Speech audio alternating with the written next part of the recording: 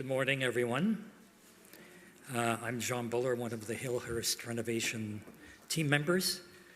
Sheila Wappel McLean and Jim Wilson, our other team members, are both on holiday. Their turn will come. I'm very happy to introduce Shauna Pitoum, who is a project manager for Ryan Murphy Construction and is responsible for our project. Shauna will be helping me. Actually, I'm helping her because she has the difficult job of walking you through some of the slides that we have. We very much enjoy working with Shauna. She knows construction and her job, has great ideas, and she's been most helpful to Hillhurst and the team. She takes the time to attend all of our meetings, well, most of our meetings, that is, while looking after numerous other projects for Ryan Murphy. And she has about 6 jobs on her plate right now.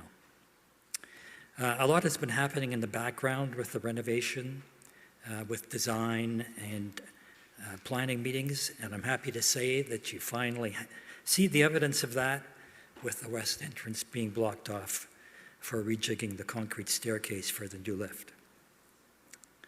At the March congregational meeting, we had announced that the lift construction would likely begin in April.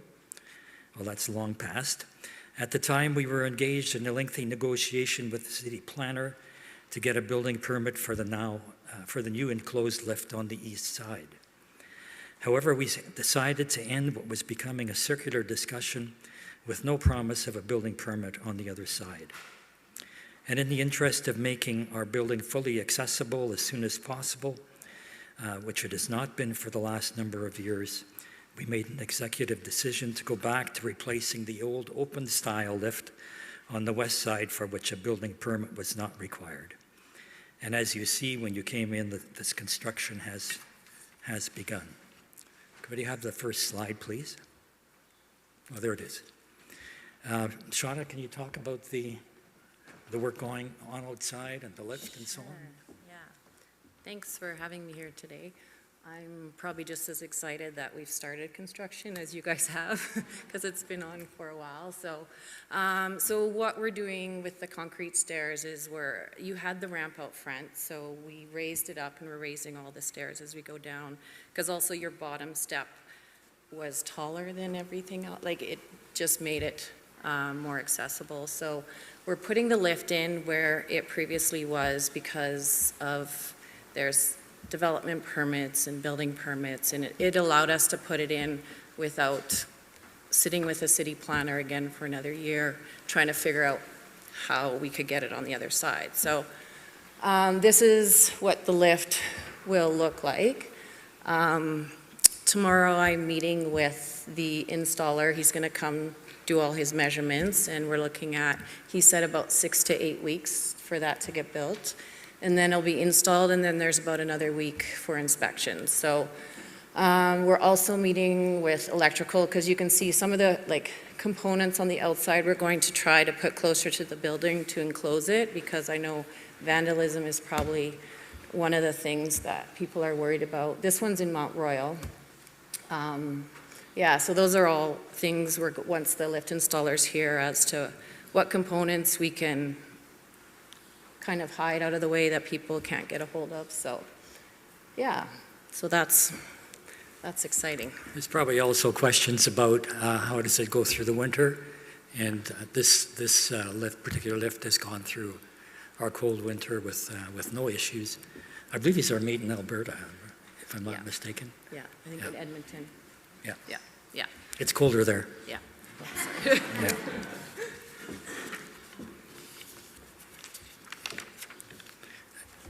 Next slide, please. Oh, sorry, that's not quite there yet.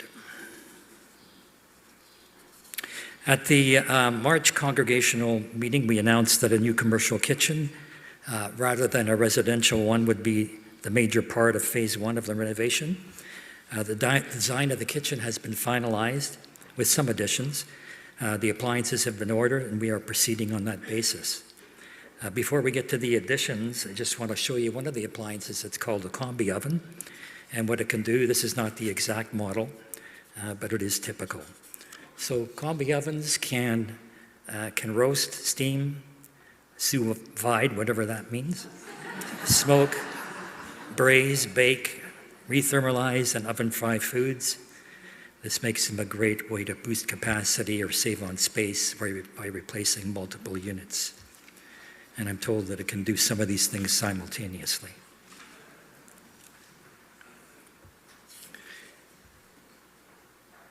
Okay, I think we can go to the next slide.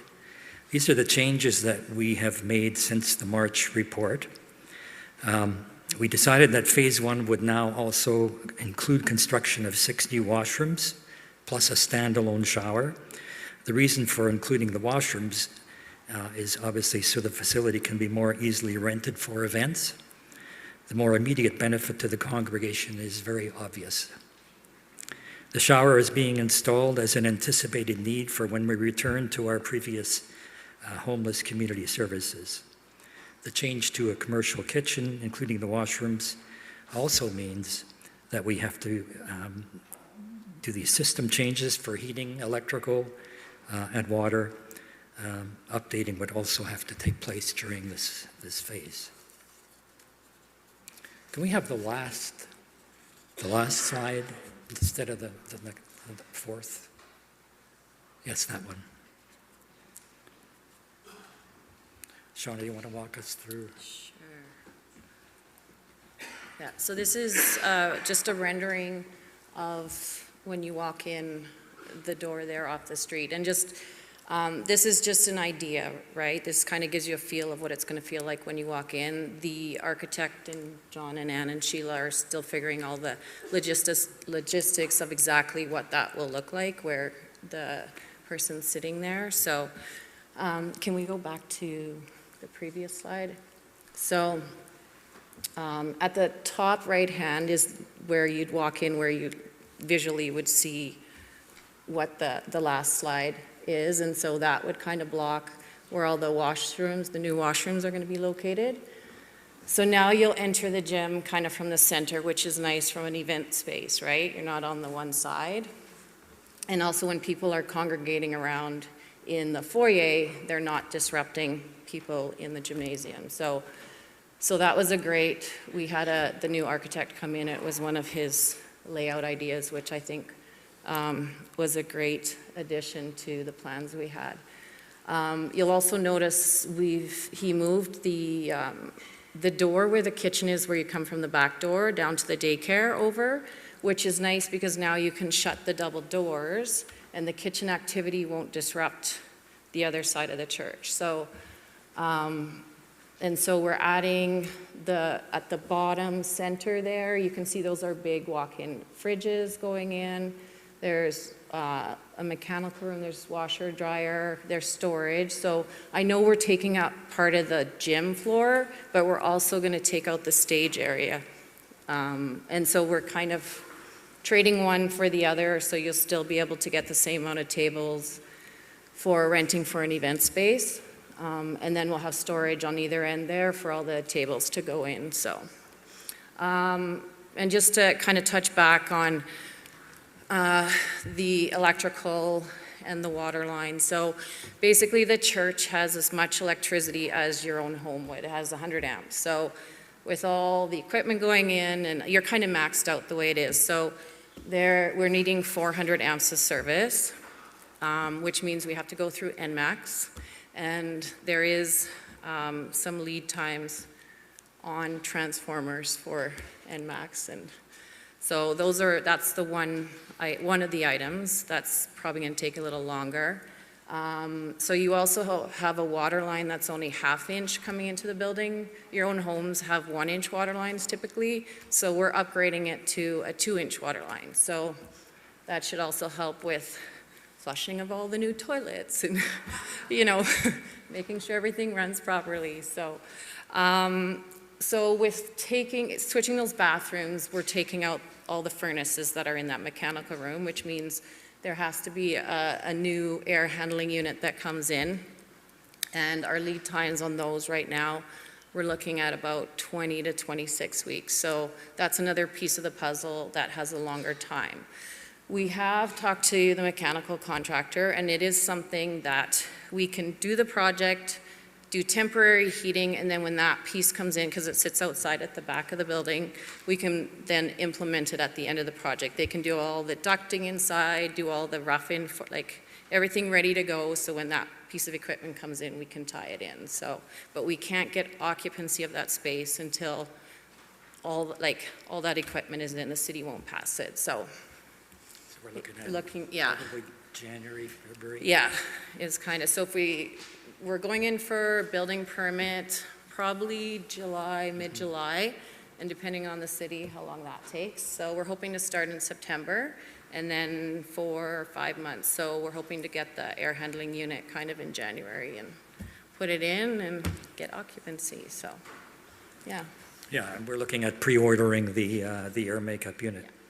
Yeah, because it'll be listed in our drawings what type we're ordering, and so we can issue that PO and get that ordered prior to us even starting, so. Yeah.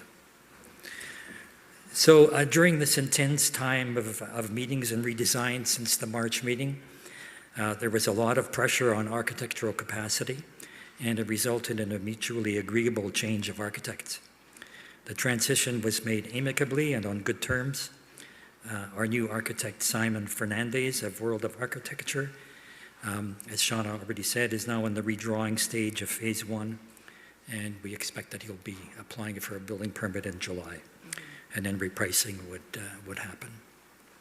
Fortunately, prices have stabilized, and we hope that we will be coming in more or less where we were before.